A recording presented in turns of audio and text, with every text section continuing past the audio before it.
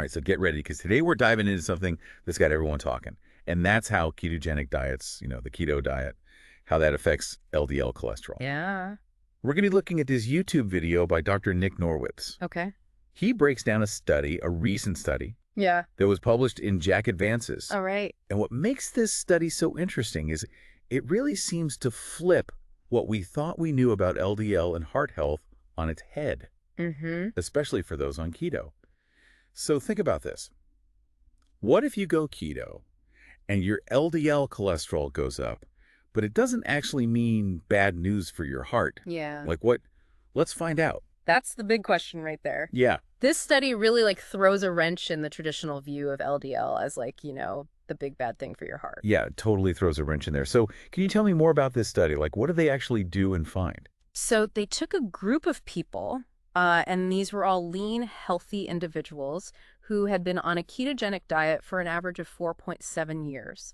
And they compared these folks to a control group, which was matched for age and sex and, all these other sort of key factors. Okay. And so here's where things start to get interesting. Okay. The average LDL level in the keto group, it was a whopping 272 milligrams per deciliter. Whoa. Compared to just 123 in the control group. Oh my gosh. That's more than double. Yeah. So you'd think that would mean that the keto group, they'd have way more plaque buildup in their arteries. You would think, right? Yeah. I mean, that's what we'd expect if we're thinking about the traditional lipid hypothesis. Right. Which basically says, high LDL, you're going to have heart disease. Yeah. But here's the thing. The study didn't find any increase in plaque buildup in the keto group, even with those sky-high LDL numbers. So wait, hold on. I'm confused. How is it possible to have high LDL but no increase in plaque? Is there something we're missing here? Well, that's the debate, right? I mean, this study kind of suggests that maybe we've been oversimplifying things when it comes to LDL. Maybe it's not just about the number, but how your body's making that LDL. Right. What else is going on in your overall metabolic picture?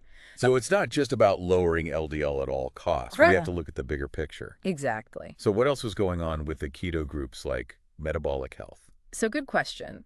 So the study, it found that the keto participants, they also had high HDL cholesterol. Right. That's the good kind. That's the good kind. Yeah. And they had low triglycerides. Got it. And this combo, it's pretty common in lean individuals on a keto diet. Okay. And it could be a really crucial part of explaining why, those high LDL numbers didn't actually translate to more plaque building up. So maybe it's not just as simple as high LDL equals bad. Yeah. But there's more to the story. There's more to the story, yeah. Could it be that different things can make your LDL go high, and those different things, those different causes, they have different impacts on how healthy you are? Yeah, and that's exactly what Dr. Norwitz argues. He says that the way that your metabolism makes LDL when you're on a ketogenic diet, it's fundamentally different from other causes of high LDL. Okay. So it's not just about the number itself, but where that number's coming from. It's a different pathway. I'm really starting to see why this is causing such a stir. Yeah. So how does he explain these findings? He mentioned something, I think it's called the lipid energy model, right? Yeah. So he and his collaborators, Dr. Dave Feldman and Dr. Adrian Soto, they came up with this lipid energy model to try to explain these really kind of complex relationships between carbohydrates, fat, and cholesterol. Right. And basically what it says is that when you cut your carb intake way down like you do on a keto diet, your body switches from burning glucose for fuel to burning fat. So our bodies are these amazing adaptation machines. Yeah. They can switch gears Exactly. when it comes to how we produce energy. Yeah, and it seems like this change in energy source, it really impacts how your body handles cholesterol. And that's the key to this lipid energy model. It's all about how this metabolic shift influences cholesterol production and how it's used. Okay, that makes sense. Yeah. But how does this model explain why some people on keto see those higher LDL numbers, even if they're metabolically healthy?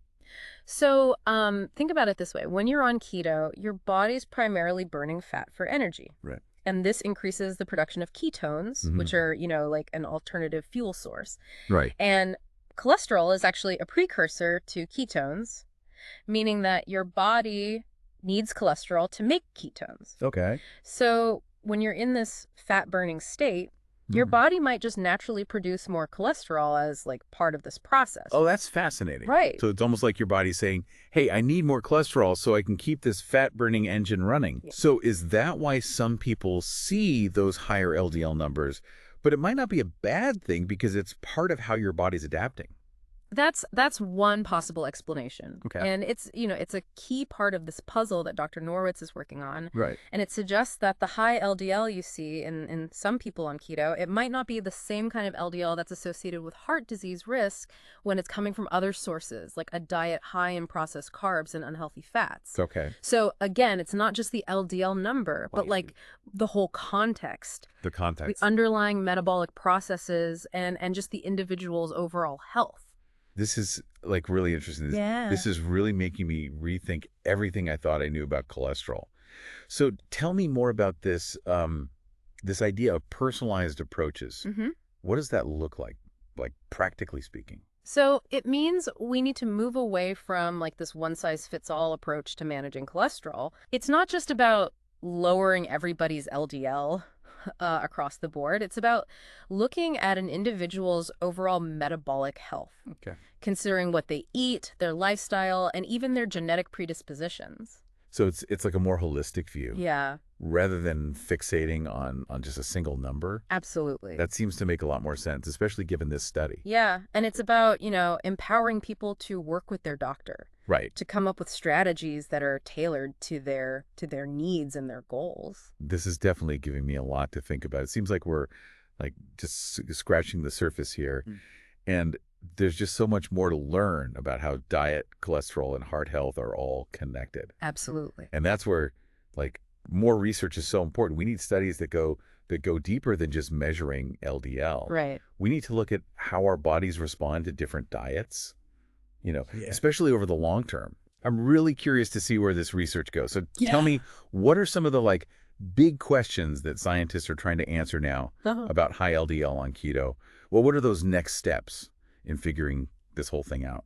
So one of the big ones is like, does the source of high LDL really matter? Okay. Like, is the LDL you make on a keto diet, is it like fundamentally different from the LDL your body makes when you're eating lots of processed foods and sugar? Right. We really need to like dive into the different pathways and figure out if those pathways actually have, different impacts when it comes to heart health. So it's not just the number. Yeah. It's what's driving that number. Exactly. Yeah. So if the underlying like mechanism is different, then maybe the risk is different. Right. Exactly. Yeah. That's what researchers are trying to nail down. Another big question is whether this high LDL on keto, is it just a temporary thing? Okay. Or is it something to worry about in the long run? Right. Like, does it level off at a certain point? Yeah. Or does it just keep going up the longer you're on keto? Right. Yeah. We really need those long-term studies to answer that one for sure. Yeah, we can't, just look at a study that's only a few years long and draw conclusions about what's going to happen over decades. Right. Exactly. Yeah. And we also have to look, beyond just LDL cholesterol. I need to understand, like, how does ketone affect other markers of metabolic health? Right. Like, your insulin sensitivity, inflammation, blood pressure, all of these things play a role in your risk for heart disease. Right. So we got to see how they're affected by, being on keto long term. It sounds like there are just so many things all connected here, and we're really just, starting to like pick it all apart. It's kind of exciting and a little bit scary all at the same time. It is. It's cool. That's what makes science fun, though, right? Yeah. We're always learning new stuff. Always. Yeah. Always like refining what we thought we knew about the human body. Right. Speaking of learning new things, Dr. Norwitz also talked about this group of people called lean mass hyper-responders. Yeah. And he seemed pretty interested in this group. Can you tell me who they are and why they're so important in all of this? Sure. So these lean mass hyperresponders, they're people who, when they start a ketogenic diet, they see this like dramatic spike in LDL cholesterol, even if they're already, lean and metabolically healthy. Okay. They just seem to be like super sensitive to the changes in your metabolism that happen when you cut out almost all carbs. So even though they're not like overweight or unhealthy to begin with, they see a way bigger jump in LDL than like the average person on keto. Exactly. Yeah. And we don't really know why yet. Okay. Could be genes, could be individual differences in how their bodies handle cholesterol. Right. Could be something else altogether. That's so interesting. It just really underscores how important it is to like personalize this stuff, right? What works for one person might not work for someone else. Totally. We've really got to think about those individual responses. Absolutely. And lean mass hyper-responders, they're like a perfect example of why you can't just make blanket recommendations for everyone. Right. What might be like a normal LDL or a healthy LDL could be totally different depending on the person. It's really starting to feel like we're moving away from this whole like good cholesterol, bad cholesterol thing. Yeah.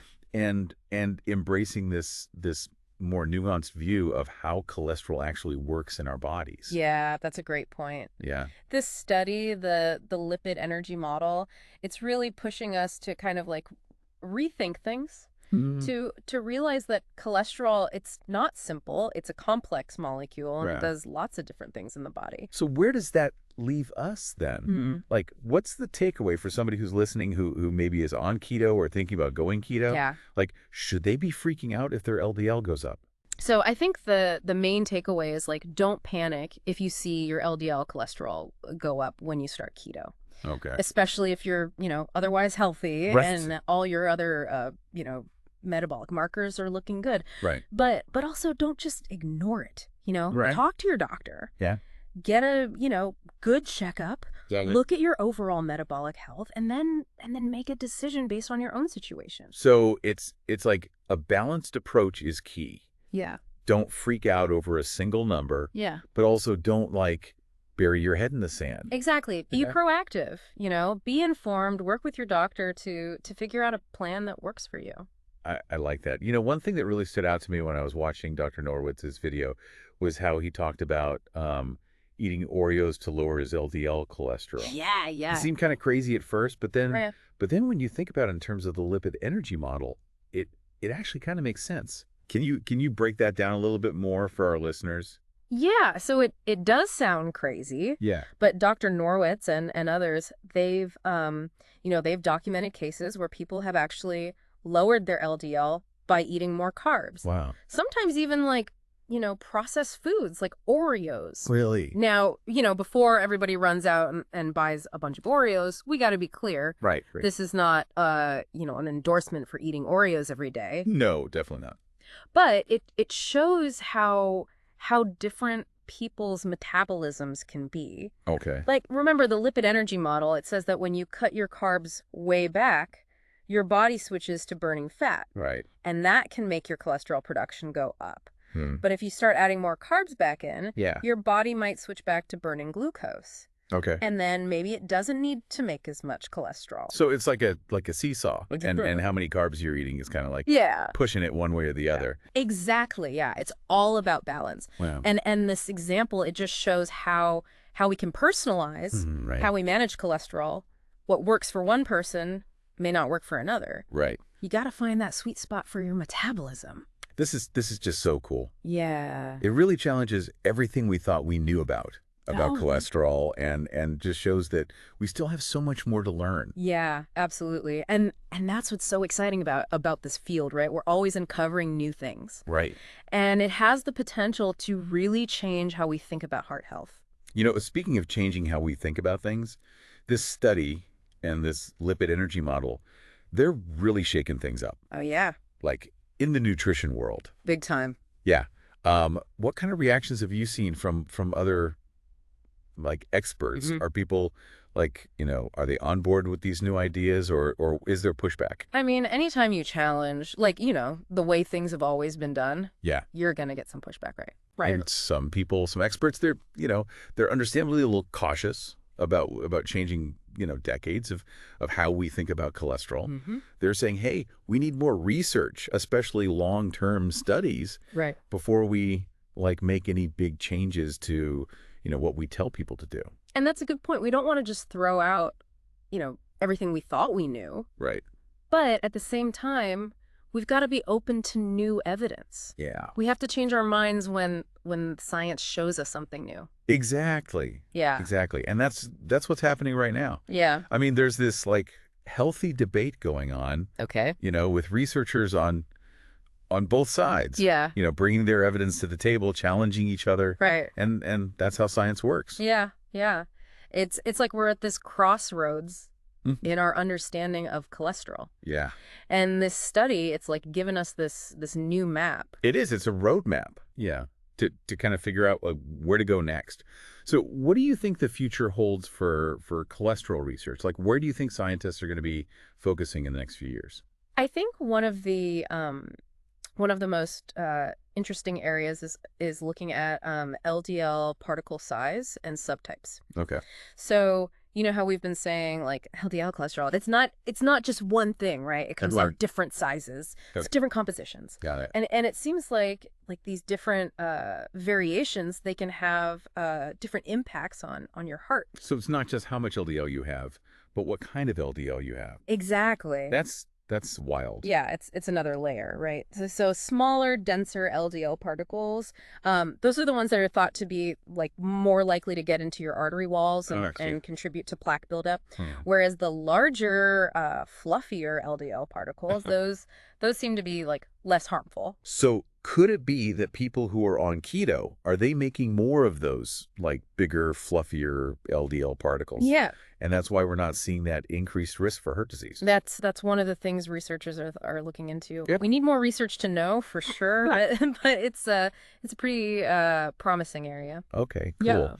Yeah. There's also this growing interest in understanding how inflammation and oxidative stress play a role in heart disease. Yeah. Okay, I've heard those terms before. Mm-hmm.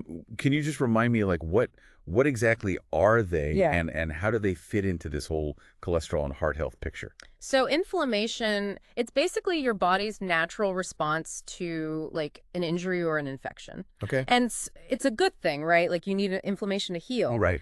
But when it's chronic, like it's happening all the time, that's when it can start to damage your arteries. Got it. And that increases your risk for heart disease. And then oxidative stress, it's kind of like rusting, it's the damage that happens to your cells when they're exposed to these harmful molecules called free radicals.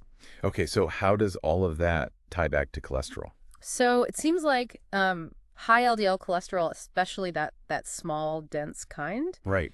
it can actually make inflammation and oxidative stress worse in your arteries. Okay. And then that damage, that can lead to plaque formation, which narrows your arteries and restricts blood flow. So it's not just the cholesterol itself, like clogging up the arteries. Yeah. It's like it's causing this whole other chain reaction of damage. Yeah, it's like a domino effect. It's Yeah. all these things working together. And here's where things get really interesting. Okay.